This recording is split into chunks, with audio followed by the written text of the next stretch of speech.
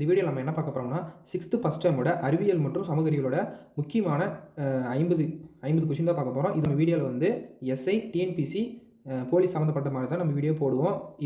இதுமேல் நம்ம வீடியோவில் வந்து ஃப்ரீ டெஸ்ட் வந்து கண்டென்ட் ப்ரொவைட் பண்ணியிருக்கோம். அதனால் வீடியோ வந்து புதுசாக பார்க்குறவங்க வந்து சப்ஸ்கிரைப் பண்ணிட்டு பாருங்கள். இது வந்து உங்களுக்கு ரொம்ப யூஸ்ஃபுல்லாக இருக்கும். இன்னும் ஒரு 4 மாதத்தில் எக்ஸாம் வரப்போகுது. அதனால் ஒவ்வொரு ஸ்டாண்டர்ட் வைஸாக நான் வந்து 50 கொஸ்டின் 100 கொஸ்டின் நான் வந்து ஃப்ரீ டெஸ்ட் கொடுக்குறேன். நீங்கள் வந்து படிச்சுட்டு ஈவினிங் ஆனால் என் வீடியோ வந்து பார்த்துட்டு நீங்கள் ஒரு டெஸ்ட் எழுதி பார்த்துருங்க. ஏன்னா உங்களுக்கு ரொம்ப யூஸ்ஃபுல்லாக இருக்கும். வீடியோ வந்து புதுசாக பார்க்குறவங்க சப்ஸ்கிரைப் பண்ணிட்டு பாருங்கள். இப்போ வீடியோக்குள்ளே போகலாம். ஃபஸ்ட்டு கொஸ்டின், இதில் எது இருவித்திலை தாவரங்களில் ஒன்று? விடை ஆப்ஷன் ஏ அவரை. செகண்ட் கொஸ்டின், இதில் எது ஒருவித்திலை தாவரங்களில் ஒன்று? விடை மா. மூணாவது கொஸ்டின், தாவரங்களில் எதன் மூலம் நீராவி போக்கு நடைபெறுகின்றன? அதாவது தாவரங்கள் வந்து இலைத்துளிகள் மூலமாக தான் நமக்கு நீராவி போக்கு நடைபெறுகின்றன. நாலாவது கொஸ்டின், 45 கிலோகிராம் எடையை தாங்கக்கூடிய தாவரம் எது? அது வந்து விக்டோரியா அமேசானிக்கா தான். இது வந்து 3 விட்ட முடியுது. 5வது கொஸ்டின் பாருங்கள். கூற்று 1, ஆகாய தாமரை, அல்லி மற்றும் தாமரை ஆகியவை நன்னீரில் காணப்படும் தாவரமாகும். கரெக்டு தான். கூற்று 2, தண்டிலும் இலைப்பகுதியிலும் காற்று அறைகள் அதிகமாக இருப்பதால் நீரில் எளிதில் மிதக்குகின்றன. இதுவும் கரெக்டு தான். அதாவது நம்ம டெஸ்ட் எப்போதுமே டிஎன்பிஎஸ்சி எப்படி கொஷின் கேட்குறாங்களோ அந்த மாதிரி தான் நாமளும் கொஷினும் வந்து இதில் வடிவமைச்சிருக்கோம். அதனால் பயப்படாதீங்க. இதில் எப்படி இருக்கோ கூற்று எப்படி இருக்கோ அதே மாதிரி தான் அதுலேயும் கொஷின் வரும். இதை வந்து கரெக்டாக எக்ஸாம் இதில் கொடுக்குற கொஷின் எல்லாமே நீ அட்டென்ட் பண்ணிட்டீங்கன்னா கன்ஃபார்ம் இதில் வந்து ஒரு கொஷின் வந்துடும். 6வது கொஷின், பூமியின் மொத்த ஒளிச்சேர்க்கையின் எத்தனை சதவீதம் கடல்வாழ் தாவரங்களில் நடைபெறுகின்றன? இதுக்கான விடை 40%. 7வது கொஷின், உலகின் மிக நீளமான நதி நைல் நதி. இதன் நீளம் என்ன? 6650 கிலோமீட்டர். 8th கொஷின், உலக வாழிட நாள் எதுனா? அக்டோபர் முதல் திங்கட்கிழமை. 9வது கொஷின் பாருங்கள். வளரும் பருவநிலையில் அதிவேகமாக வளரக்கூடிய தாவரம் எது? இதுக்கான ஆன்சர் வந்து மூங்கில். 10வது கொஷின் பாருங்கள், பொறுத்துக. அமீபா வந்து எதன் மூலம் இடப்பெயர்ச்சி செய்கிறதுனா போலிக்கால்கள் மூலம் இடப்பெயர்ச்சி செய்கிறது. பாரமீசியம் வந்து குறு இலைகள் மூலம் இடப்பெயர்ச்சி செய்கிறது. யூக்ளினா வந்து கசையிலைகள் மூலம் இடப்பெயர்ச்சி செய்கின்றன. பள்ளி வந்து நுரையீரல் மூலம் இடப்பெயர்ச்சி செய்கின்றன. 11வது கொஷின், குளிர்கால உறக்கம் எடுத்துக்காட்டு தருக. ஆன்சர் ஆமை. கோடைக்கால உறக்கத்துக்கு எடுத்துக்காட்டு தருக. ஆன்சர் நத்தை. அடுத்த கொஷின் பாருங்க. உடல் வளர்ச்சிக்கு உதவும் உணவு எது? புரதம். 14வது கொஷின், வைட்டமின் ஏ வந்து மாலைக்கண் நோய் ஏற்படுகிறது. வைட்டமின் பி வந்து பெரிபெரி.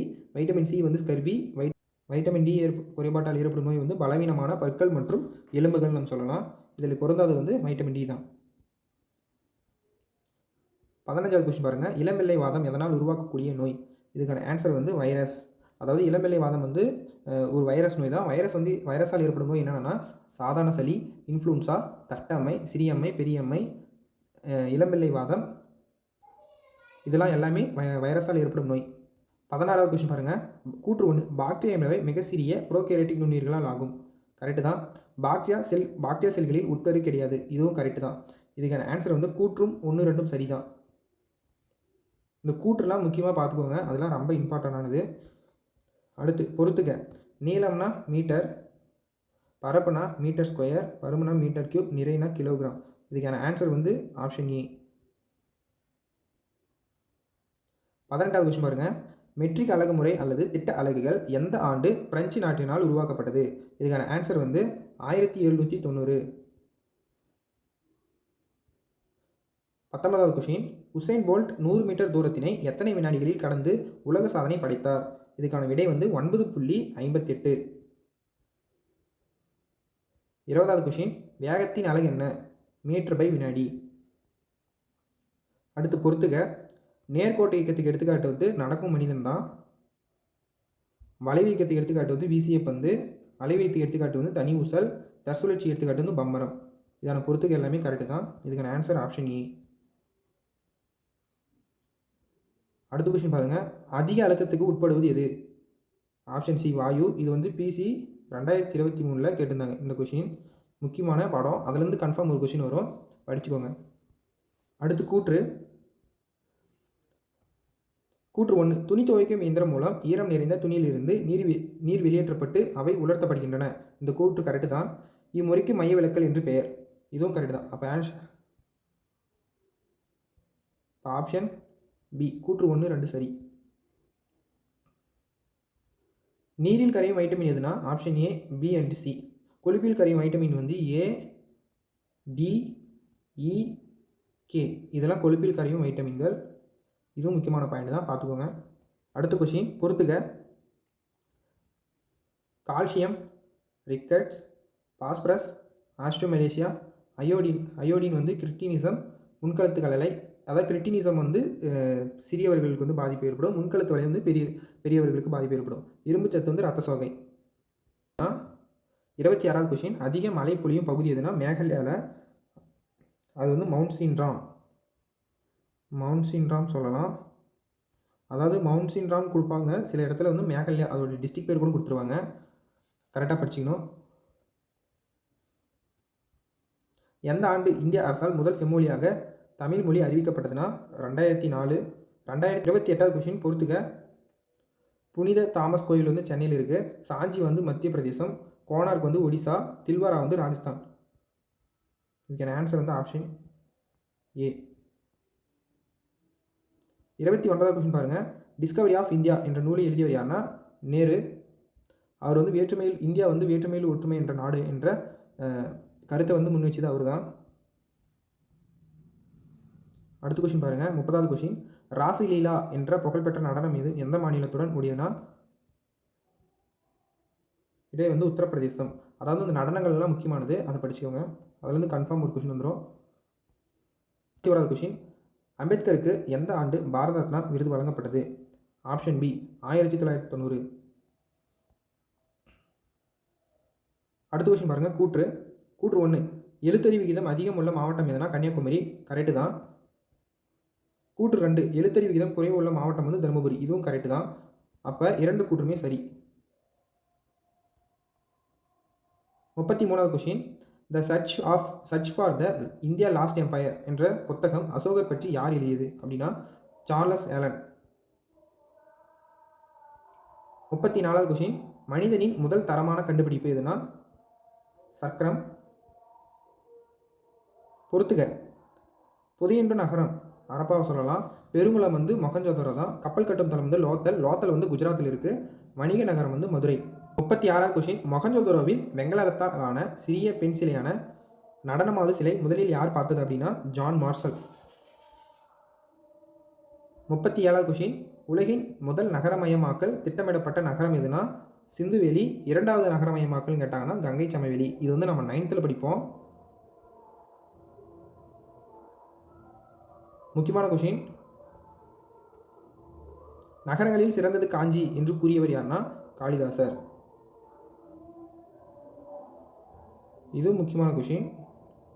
கல்வியில் சிறந்தது காஞ்சி என்று கூறியவர் யாருன்னா திருநாவுக்கரசர். இந்த கொஷினும் முக்கியமான கொஷின். இதெல்லாம் நம்ம 6th 3rd டேர்மில் நல்லா படிப்போம். காஞ்சியில் உள்ள கைலாசநாதர் கோயிலை கட்டியவர் யாருன்னா ராஜசிம்மனும் ஒன்று தான், 2ஆம் நரசிம்மவர்மனும் ஒன்று தான். 2ஆம் நரசிம்மனுக்கு பேர் தான் ராஜசிம்மன். பி மற்றும் சி. அடுத்த கொஷின் பாருங்கள். 41வது கொஷின் யுரேனஸ் வந்து உருளும் கோள், சனி வந்து வளையம் கொண்ட கோள், நெப்டியூன் வந்து குளிர்ந்த கோள், வியாழன் வந்து பெருங்கோள். இது முக்கியமான கொஷின். மேகங்கள் சூழ்ந்து காணப்படுகின்ற ஒரே துணைக்கோள் எதுனா டைட்டன். 43வது கொஷின் நிலவில் தன்னைத்தானே சுற்றிக்கொள்ள எடுத்துக்கொள்ளும் நேரம் எவ்வளோனா 27 நாட்கள் 8 மணி நேரம். இதுவும் முக்கியமான கொஷின் தான். இது வந்து டீப்பாக படிச்சவங்க தான் இந்த கொஷின் அட்டன் பண்ண முடியும். கப்பல் போக்குவரத்து அதிகம் நடைபெறும் எந்த கடல்னா அட்லாண்டிக் கடலில் தான் அதிகமாக கப்பல் போக்குவரத்து நடைபெறுது. உலகின் மிக நீளமான அகழி எதுனா மரியானா அகழி. இதனுடைய நீளம் தெரிஞ்சவங்க கமெண்ட் பாக்ஸில் கமெண்ட் பண்ணுங்கள். 46வது கொஷின் புத்தகயா, சாஞ்சி போன்ற 7 இந்திய புனித தலங்களுள் காஞ்சியும் ஒன்று என்று கூறியவர் யாருன்னா யுவான் சுவாங். இது ஒரு முக்கியமான கொஷின். யுவான் சுவாங் வந்து ஒரு சீன பயணி. இவர் வந்து நாலந்தா பல்கலைக்கழகத்தில் படித்தார். நாலந்தா பல்கலைக்கழகத்தை யார் தோற்றுவிட்டாங்கன்னா குமாரகுப்தர். 47வது கொஷின் சிந்துவெளி நாகரிகத்துக்கு முன்னோடியதுன்னா மெஹர்கர். இந்த மெஹர்கர் எங்கே இருக்குன்னா பாகிஸ்தான் நாட்டில் உள்ள பலுச்சிஸ்தான் மாநிலத்தில் போலந்து ஆற்று பகுதியில் உள்ளது.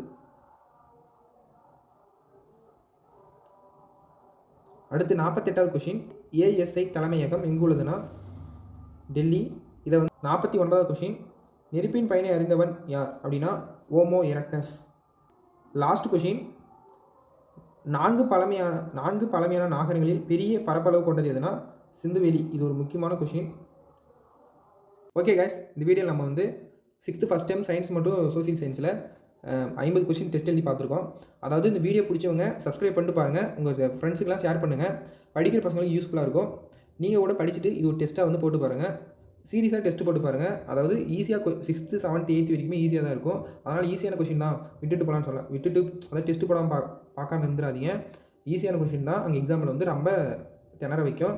அதனால் எல்லாருமே டீப்பாக படிங்க. இந்த எஸ்ஐ போலீஸ் எக்ஸாம் வந்து எல்லாருமே நல்லா எழுதுங்க எக்ஸாம். Okay, thank you.